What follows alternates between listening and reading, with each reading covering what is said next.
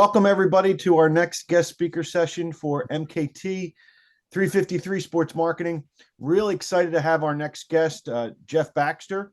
He's the Vice President of Community Engagement with the HEADstrong Foundation and also a proud St. Joe's alum. So welcome, Jeff. Thank you. Good morning, guys and girls, on this beautiful Friday morning. I appreciate you taking the time to hear my story and learn a little bit about HEADstrong. This is maybe the third or fourth time I've joined this class. I do this relatively often between my two alma maters, St. Joe's and Newman University.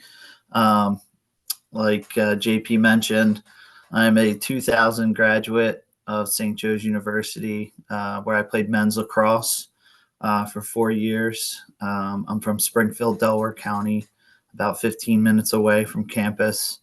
As a kid, I went to St. Joe's basketball camp, Phil Martelli basketball camp, and it was a dream of mine to be able to come to St. Joe's, even though I wasn't on the basketball team. I was able to play Division I lacrosse, which was a really great experience for me.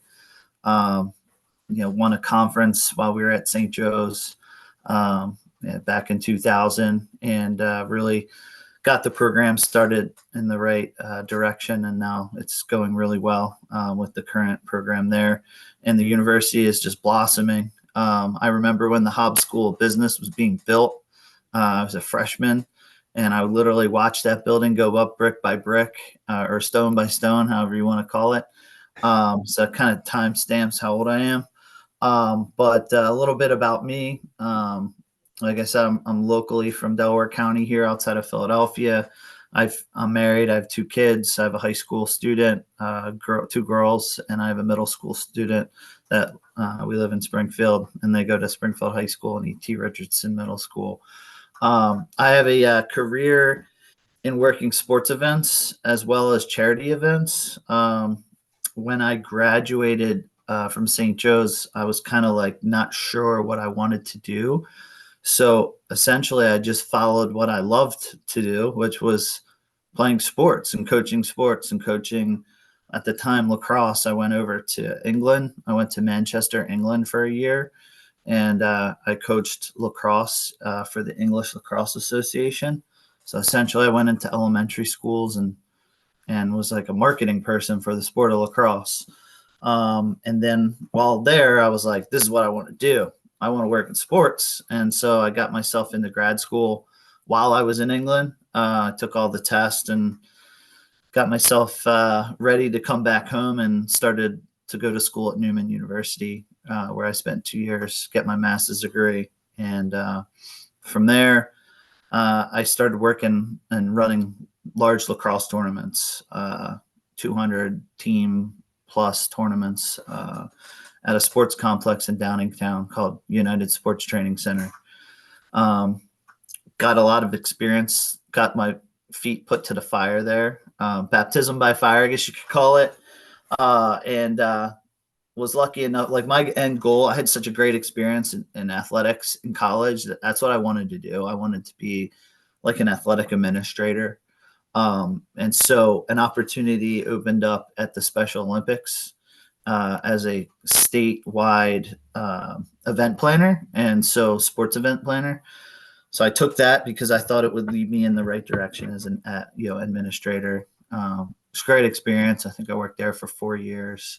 And I went from this highly competitive Division I athletic model to Special Olympics, which is just as competitive, but on another side of the coin. And I was giving people opportunity, whether they were disabled or whatever their situation was to enjoy playing sports.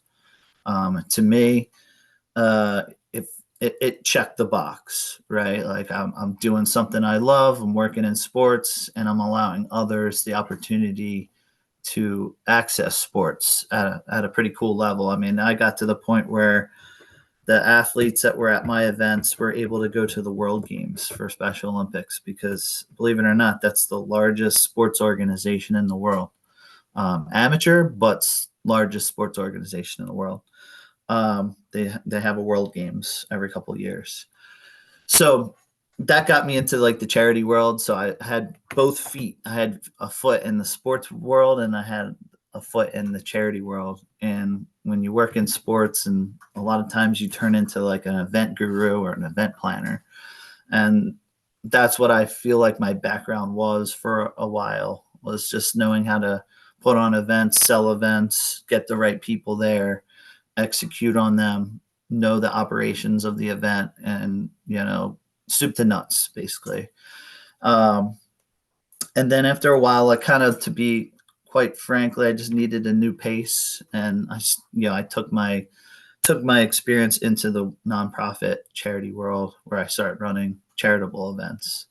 And that's what has led me to Headstrong. When I was what I forgot to mention, when I was at St. Joe's as a sophomore, my mom was diagnosed with breast cancer, and she unfortunately, by my junior year, passed away, and was a big moment in my life that really put me in a direction, knowing like what I wanted to be and what type of life I wanted to lead.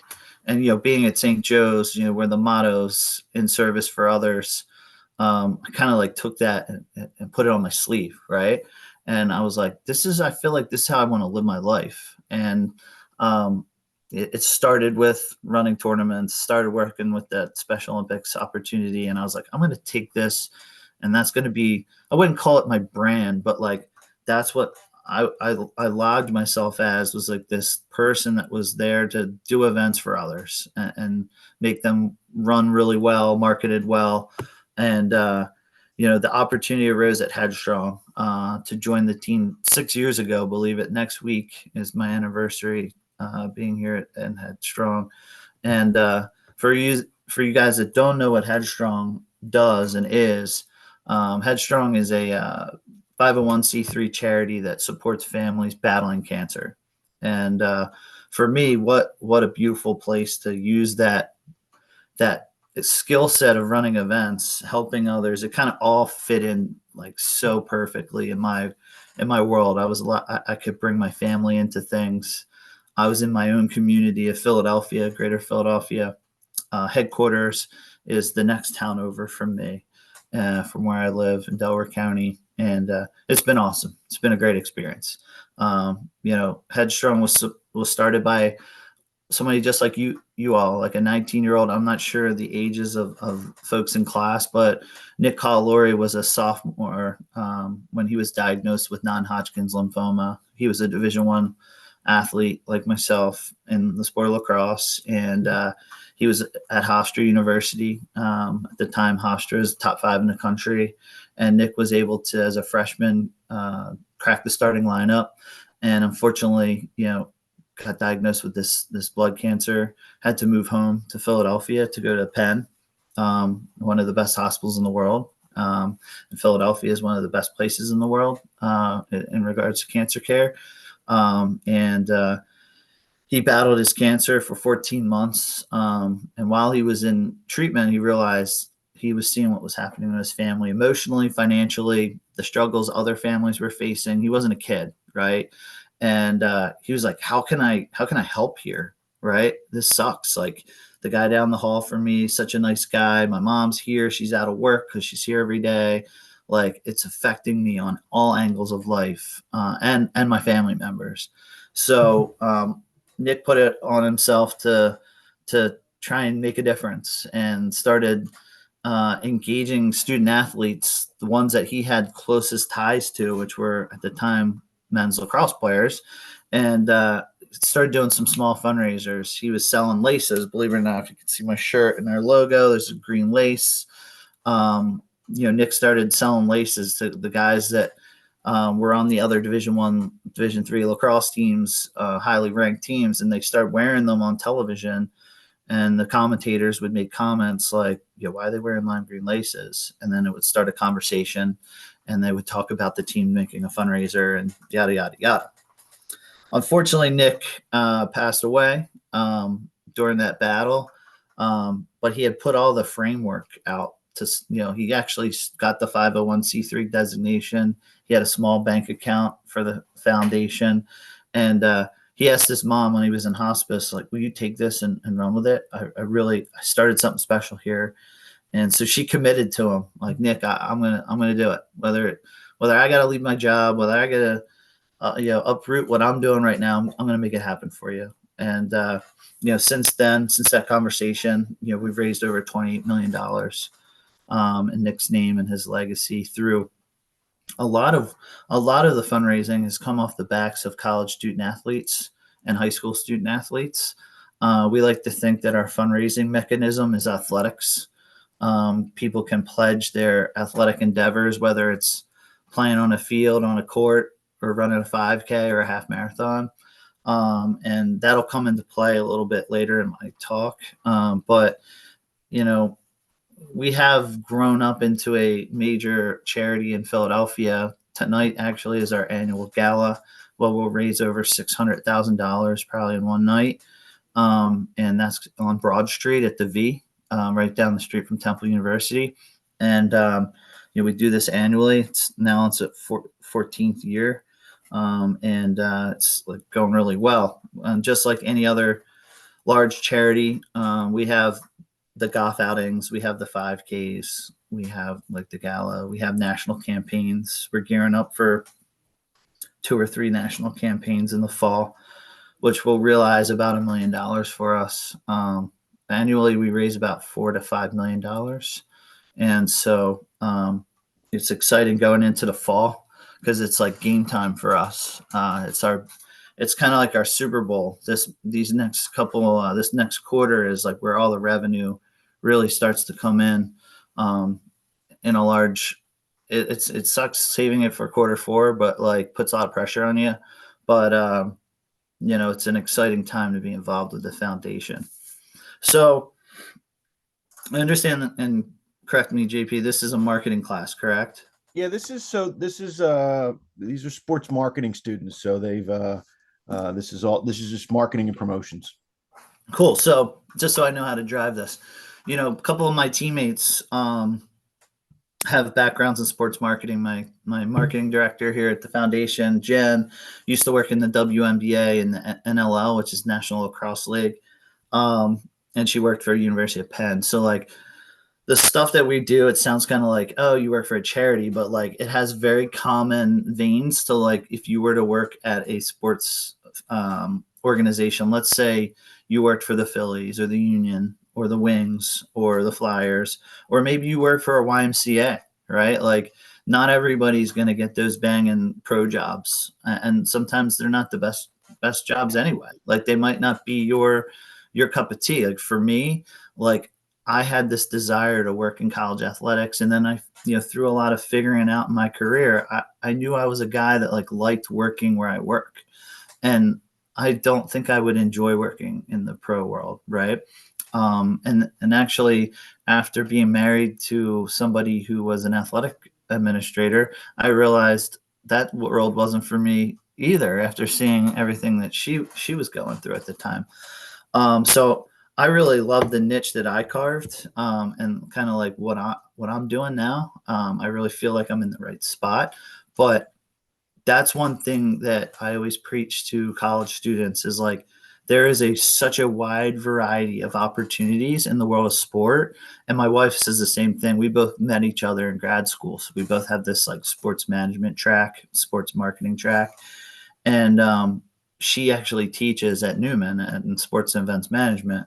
And we both have this common viewpoint that like there are so many opportunities that like you can go into. Like for instance, my wife Robin, she sells an app to tournaments and facilities and universities and schools that like allows athletic trainers to be connected to sports events. A really critical part of the sport events operation as a trainer, right? You have a heart attack, you have a compound fracture, you have a blown out knee. Somebody's got to be there, right? You can't just run an event without one of those. It's a critical part in sports events. And so like her company has developed an app, kind of like Uber, like, hey, I'm running a 400 team volleyball tournament at Spooky Nook in Lancaster. And I need, 20 trainers, because guess what? That's how many trainers you need to have an event like that. And so where are you going to find those trainers? You can go to her app and they can facilitate the relationship there. There are opportunities working in marketing in sports world with CVBs. If you guys aren't familiar with CVBs, it's like an organization, let's say King of Prussia. I'll use King of Prussia or Valley Forge because it's close to Philadelphia. There might be 20 to 25 hotels in that region. And those hotels are in a CVB, Conference and Visitors Bureau. And there's probably somebody, if you go to their website, who's strategically hired to market and obtain sports events to that region to fill those hotels. Because in a given year, those hotels are responsible to fill so many rooms, right?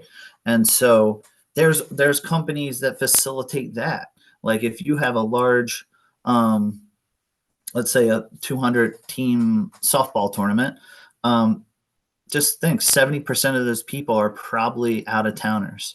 And these tournaments actually have a state of play contract with the teams coming that you have to stay in a hotel, because guess what? The hotels give a kickback to the tournament for bringing people to their hotel. And so like, there's so many little like things that people don't realize are out there, helping communities. I have a guy who I worked in England with who lives in Baltimore, who has a charity. I've just been watching him on LinkedIn. He helps low-income folks in Baltimore have just a place to work out and get, their athletes. Like you say, you're the inner city of Baltimore, you might not be able to afford to go to Planet Fitness or go to LA Fitness or go to a local gym. He's developed a gym so the kids from the inner city can come work out in a safe environment, be mentored by folks. And guess what? That's sports, right? These kids might going to be college athletes someday, maybe a pro athlete. You're facilitating that. So I always like to tell students there's such a wide variety, and keep your eyes open to all the opportunities. I personally used my lacrosse background to get my foot in the door, running tournaments. And for me, it was like an easier method to get somewhere right off the bat. I could say, hey, I played lacrosse in college. I know that I really didn't know the first thing about running or marketing a tournament, but at least got me in the door. So think about in your life, what is something that could lead you to a spot that could get you experience. Say yes to everything. I mean, I volunteered from working at races to I worked at the Eagles Stadium for 3 years as a customer service rep and usher. I worked at the NBA All-Star game when it came to Philadelphia. Like, I just put myself out there, and I was like volunteered in all angles of different ways of sport to see like what was my thing. And obviously I found my thing, but don't just put yourself in the one track, because like you might get to the point where you're like, shoot, this isn't what I want to do. But my little soapbox there to start. You're shaking your head, JP, is like maybe I'm on the right. No, Jeff, that's a great story, and I think it's an important one for students to hear. I've shared with I believe I shared with this class that one of the most rewarding sort of positions or roles in my career was working for Special Olympics. Mm-hmm. So I worked in, and I came from the pro world, and, I came from the pro teams, and working in development or fundraising, whatever, essentially sales for a nonprofit was really rewarding, because I knew the harder I worked, the more resources we would have to give back to the community. And that was impactful. So no, I appreciate where you're coming from. I've got a little addition to that. So Yeah. like people a lot of times get confused with, oh, you work for a charity. Do you volunteer? Guess what? Right. I have 20 years experience. I have a master's degree. My salary is on point to probably an athletic director's salary. So like when I look at like where I am now in my career, I'm actually at the same level, like monetarily and salary wise, and benefit wise, but I'm just not at that where I thought I might have been like 15 years ago, but like, no, I don't work for free. I have a very good salary And those salaries are out there. I'm a vice president of an organization. I make almost a 6-figure salary at this point, right? So like people are like, oh, I didn't realize you could work for a charity and do that. We raise millions of dollars, right? So there is a operations and administrative fee that gets cut off to any charity. And that's the thing. A lot of times people are like, how does that even work? It's like there's people that donate just strictly to like help in operations of an organization. I mean, we get large donations from corporations that might want to cover a large portion of the operating budget of an organization. And so just because I work for a charity doesn't mean I'm not making my way in life and moving up the ladder, if that makes sense. The one thing I wanted to cover was in this talk was, our mission is to help families affected by cancer. And we have identified our engine, right? Our engine is sports. Our mechanism is sports, right? Partially sports. I mean, we have the high net worth donors. We have the corporations donating sponsorships, but then our real engine that drives us is this athletic based fundraising. And so what does that look like? I just had a call with another charity yesterday, a $30-40 million a year charity. We're just a $4 or $5 million a year charity. And she was the executive director of this large company. And she was like, how do you guys do what you do on the third party fundraising side? Like, we can't figure it out. Meanwhile, she's raising $30 or $40 million on the other side of the organization, the high net worth donors, which we would like to figure out more. And I was just like, listen, we identify our target audience and we really dig deep into that audience. Who are they? What do they do? Where do they live? What makes them tick? And then from there, we build out campaigns and fun, exciting things to get them involved with the mission of the organization. And so we've identified, our major target audience in this, we call it third-party fundraising, or peer-to-peer fundraising, is high school and college students, right? We probably raise $1 to $1.5 million a year with that. That's a lot of money for a charity, small charity, to raise from that audience, right? So what does that look like? Here's our big audience. We know that, a lot of them are athletic folks, just like our founder. We can tell his story. We basically highlight Nick as a servant leader, which in St. Joe's speak, in the world of Catholic education and what you get taught at St. Joe's, a servant leader is basically thinking of the we instead of the me, right? And think of the team first. And so we try to drive team first engagements with that audience. We have a campaign called Attack Cancer. And if you go to attackcancer.com after the talk, you'll see an engagement we're building for high school student athletes. We at the point right now, we raised over $300,000 just with this campaign. Probably over 1,000 student athletes in high school pledging their season, whether they're the high school quarterback or the star foul shooter on their basketball team, or a goalie in the hockey team, or an attackman on the lacrosse team. They can pledge their goals, saves, what have you, and grandma, neighbor Susie, Aunt Sally, my mom, they can all make donations to my page, just like if I was running a 5K or a half marathon. And then we also have an endurance campaign called Team HEADstrong, where folks can run the Boston Marathon, the Chicago Marathon, the Broad Street Run.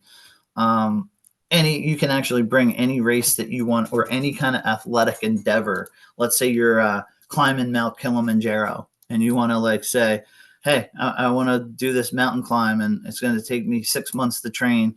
And along that whole 6 months, you tell that story and you gather donations. We literally had a gentleman who finished last month. He spent the entire month of July running from South Carolina to New York, 1,000 miles.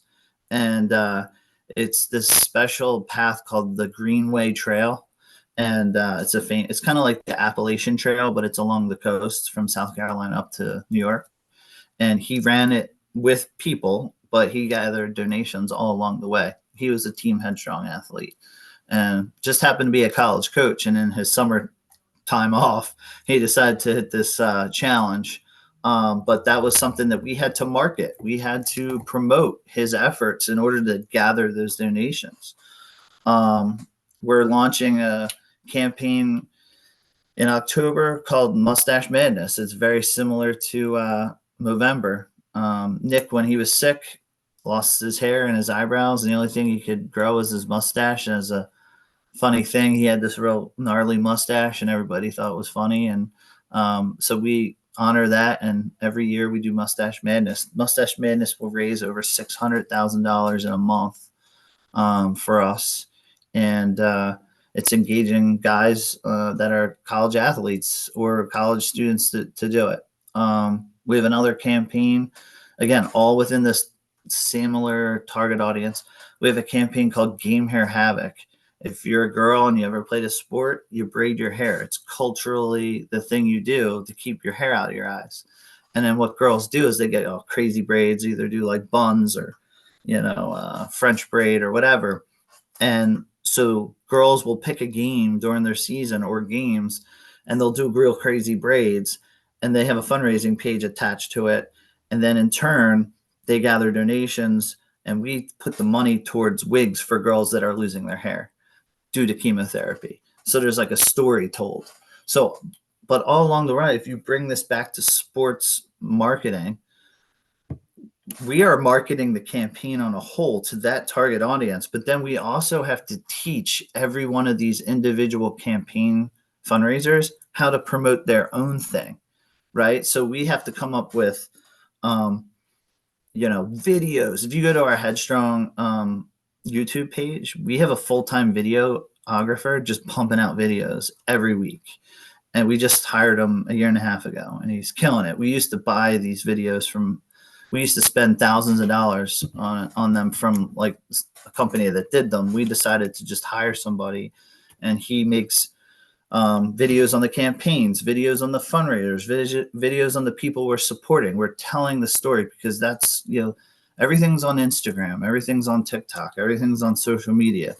We need to tell our story, and we need to help these college and high school athletes know how to fundraise themselves, right? Like, so we do how-to videos, we do resources, all built in to help the fundraisers gain the money to eventually come to HEADstrong and help us do our work, right? So that $1 million that we raise, or that $1.5 million that we raise in that target audience, there's a portion of that $1 million that we spend on operations, salaries, what have you, and then marketing, because without, a big event like a Super Bowl, right?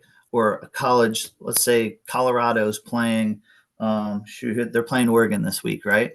So there's going to be millions of dollars spent on the operations of that game, along with the $1 million made, right?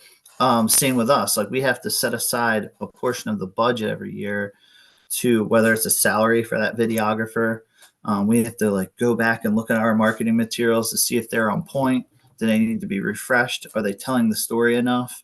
We have things like link trees. I mean, we must have 20 link trees, because we have a bunch of different Instagram handles.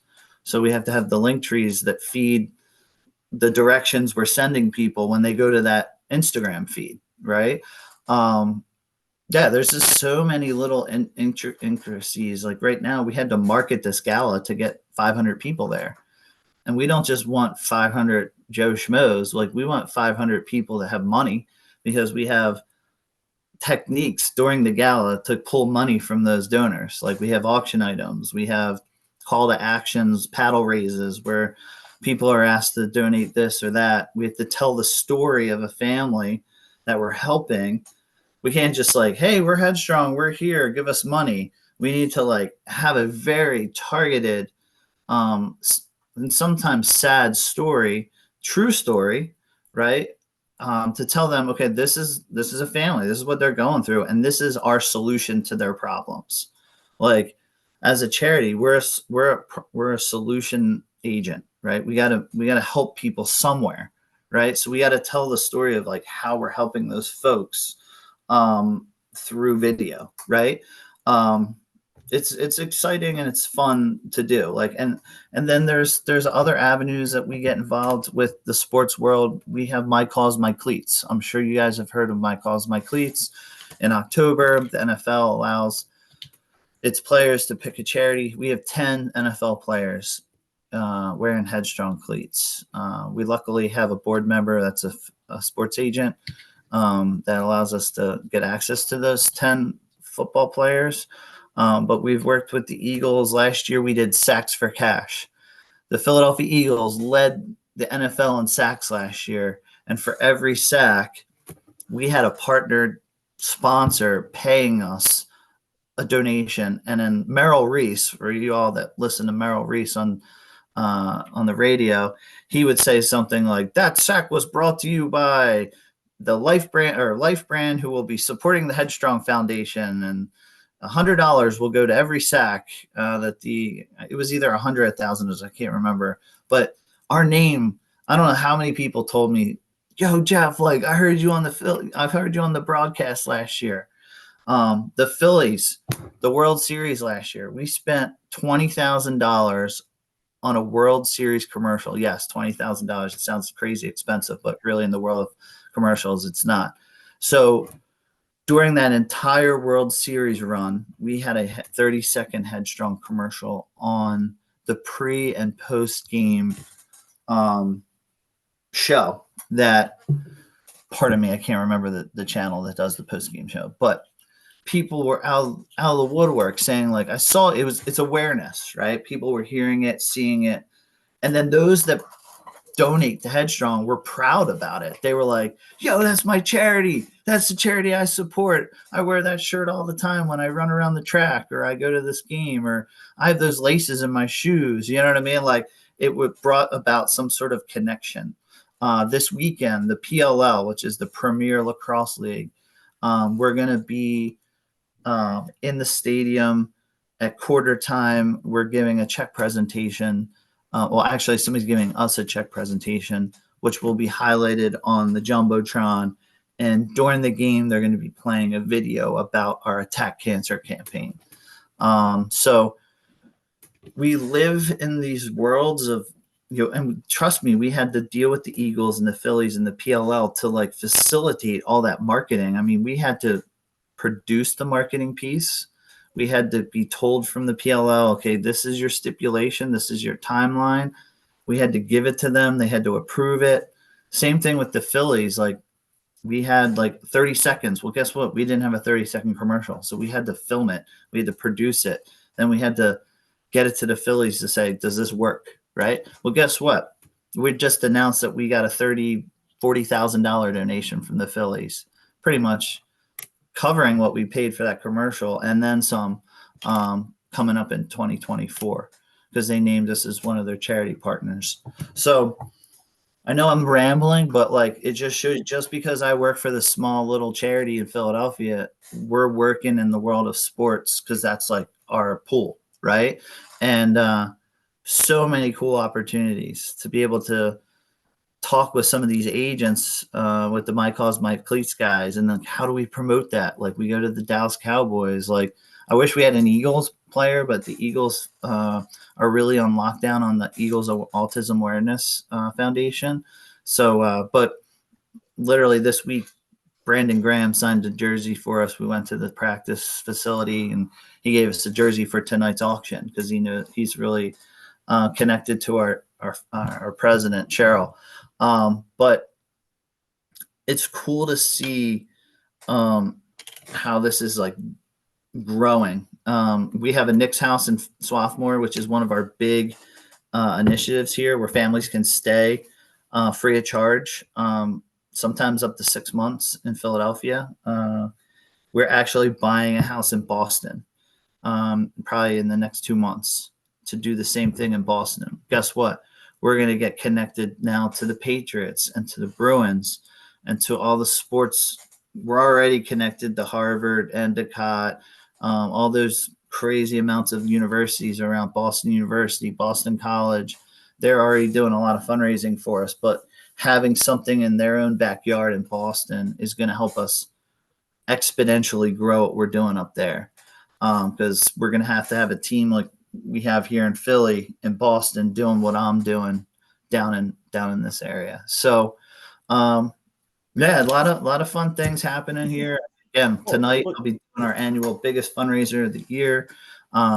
Happy to open it up for any questions somebody might have. Yeah, Jeff, I was just going to say, let's, and again, we appreciate your time and we want to be, conscious of your time here. And so we've got a few minutes left. So I wanted to get an opportunity to open it up to the students. So anybody have any questions for Jeff? Don't be shy. Yes, Nick. So I was just curious, what has been the most rewarding part about helping those who may be less fortunate? Obviously, you were centric to cancer patients because of, but what has been the most rewarding aspect of the work that you've done?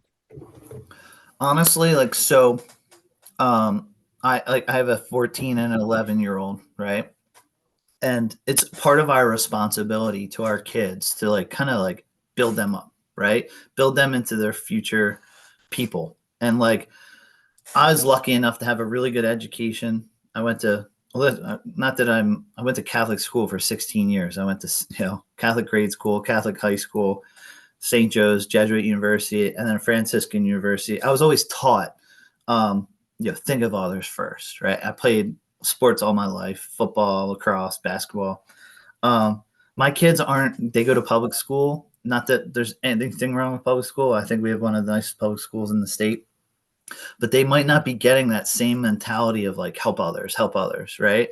And so I love the fact that I can include my family into my work world, right? All along, I've brought my kids from little teeny kids to now they're in high school, to events. They helped me. This week, my daughter was out putting signs on the course for the 5K. She's 14. She ran in the 5K, but she's like, this is really cool. I get to see the backside of all the things that happened, Dad. I didn't realize this is all the work that goes into this event. And so selfishly, that has been the most rewarding, is being able to have my kids involved. And I know that they have a mentality now where they think of others, right? And they have that servant leadership kind of blood running through their veins. I know they're good people. And so, yeah, hopefully that was a good answer to that question. Yeah. Okay. Next question. Anybody? What do we got? Don't be shy here. All right. I'll lead off one of the questions. Jeff, what would be your advice for most of these students want to work in sports? And I think you hit on a really important point that doesn't have to be professional sports. It can be in a lot of different areas. So what's your best advice for students just to get experience and get involved while they're here at St. Joe's? Yeah. So good question. I listen to a lot of podcasts, right? And there's a gentleman that gives a course at Harvard on happiness. I can't remember his name right now, but you can probably Google him. He did a quote. He made a quote on a podcast that I was listening to the other day. And he was basically saying when life is hard and you don't know what you're going to do. And he's like, when I was a kid, I was out fishing and this old guy was sitting in a little shack by the edge of the water. And he's like, kid, wait a couple minutes. When the water starts pulling out, that's when you want to have your line in the water. And most people was like, that doesn't make sense. The tide's going out. Why would I want my line in the water at that point? And he said, kid, when you have your line in the water, when the water's rushing out, all the plankton stirred up and the fish go crazy. And he's like, you watch. And he's like, I did it. And all of a sudden I was pulling fish out of the water left and right. He's like, what I learned from that was you got to have your line in the water, especially during times where you might think nothing's happening for me. I can't get an internship. I can't get a job. You just got to have your line in the water and you just got to put yourself out there. So you got to volunteer. You want to work for the Eagles? Dude, I went up and was the link was just built. I went up there and I was like, I'm going to go up there and tell them I want an internship. It was a pain in the ass job. Guess what? I was getting yelled at by people because they didn't like their seats. But you know what? I got to be involved in that opening of the link and how that all worked out. And I was seeing all that little stuff, like all the behind the scenes things that were happening, it gave me a sense of like, I don't know if I want to do this. Maybe I'm going to try something else. Like, you just got to have your line in the water of the areas that you want to work in. If it, like, for me, I wanted to work in sport. I wanted to work in lacrosse. So I was like finding out ways that I volunteered for US Lacrosse to be a trainer. I flew to all over the country to train coaches on how to like coach people the right way. That led me to other opportunities, right? Things are going to lead you in places. You got to be in the spots that you want to be in. And okay, if maybe you're a volunteer, you're going to learn. Like, we do it all the time. Like, we've hired 3 interns in the last 2 or 3 years. Guess what? We had no idea at the time when they were interning, we were going to hire them and they were going to come staff. Because of, staffing shifts and people getting new jobs, opportunities opened up, and we're like, hey, you want a job? You're here already. And boom, they're in, like, they've already been in the job for 2 years now. So my advice is just have your line in the water. And don't think that you're just going to graduate with this degree and get a job in sports. Because guess what? There's thousands of other universities selling the same product and kids are getting the same degree. And there's only so many of those jobs open. So you got to kind of like, you got to be involved somehow. So, Yeah, I don't know if I shared with this. I don't know if I shared with this class. We're early in the semester, but my first job with the Eagles, I was similar to you, Jeff. I was working game day staff, and I was taking tickets and working elevators at Veteran Stadium, and that led then to a 13-year run with the Birds. Just because at the time I was just looking for a fun part-time job while I was in school. and the interesting part, JP, is like, so I worked at that stadium and I saw the inner workings of the link. And then a few years later, I was working for a charity called Cradles of Crayons, and I managed one of the largest volunteer organization events in Philadelphia at the link. So like, I went from like working in game day operations to like ushering and getting yelled at because of their tickets to running one of the biggest volunteer. We packed 40 or 50,000 backpacks in a day at the link, Right. Through this Cradles of Crayons event. And like, I actually got the right contact, and they knew me from when I worked at the stadium back all those years before. So it was like, you never know where you're going to lead yourself in your career. So it's pretty cool. And I always say too, look, relationships matter. You may get an opportunity. It might not be the job that you dreamed of, but you got to go do a good job, and you never know where that's going to lead you to the next opportunity. And in Philadelphia, Philadelphia is a small, even though it's a big city, Philadelphia is a very small when it comes to people that work in sports and people that are involved in sports. What I tell our interns when they come to work for us is like, your internship, you want to absorb everything you could possibly absorb. Say yes to everything, help wherever you can, because at one point that internship is going to live on your resume, and it's going to be 3 or 4 lines. And someone's going to say to you, what'd you do at the HEADstrong Foundation? And you got to have your elevator pitch. Well, guess what? I helped them facilitate a gala, or I helped them run a 5K. I was involved in this. I was involved in that. You have to take that internship, that turn that little description on your resume into a sales pitch, basically, for what you did and why you should be hired from the company that you're interviewing for. Right. So each one of these little opportunities as a volunteerism, let's say you like running, or you like running events, and you go to volunteer at the Philly 10K, which is a big event. It just happened in August. Thousands of people are running to Old City and Society Hill, and it's a big race, right? I volunteered at that one year just because I wanted to learn how they ran it. And now I run my own races. You know what I mean? But like, I gained so much information from just being a volunteer lead at that event. I got a free shirt and I got to, get some free stuff. But my whole goal was to like figure out how they did it. And like every time I go to an event, I'm learning, oh, I like this place. Can we run an event here? Can we do something better? Like, I liked how they did this at this golf outing. Like, maybe I should include that in our golf outings, So you're always learning. And I'll take a little quote from Jalen Hurts: "You either win or learn." And so like nothing's ever a loss.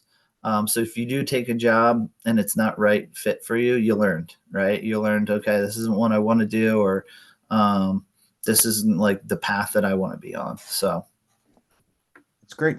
Well, we are butted up against it, Jeff. So I appreciate you speaking to the class. I really enjoyed hearing your story, and I think you gave the students some great advice. If you're okay with it, are you okay with me sharing your contact information if anybody Yeah. wants to? I'm on LinkedIn. LinkedIn's going to be your friend for Okay. here on out. Like, use LinkedIn. You know, I literally had a coffee meeting 2 weeks ago with somebody that wants to live and work in our world, and like in the charity world. And she's like, "How do I get a job?" Like, she's older, but like she asked me to go out to coffee, and I was like, "Sure, I'll go out to coffee." Told her how I got to where I was and what I do and what I did. Like, we chatted about like how she could get in this world. So LinkedIn me. You know, my email is jeff@headstrong.org. You know, we have internships from time to time. We actually hired one of our St. Joe's interns 2 years ago. She's full time, Shannon Carty. So happy to be a mentor mentee situation if you guys need it, and the hawk will never die. All right, that's a great way to end it. Thank you very much. I appreciate it, and we'll be in touch soon. All right, thanks, guys. Thank you.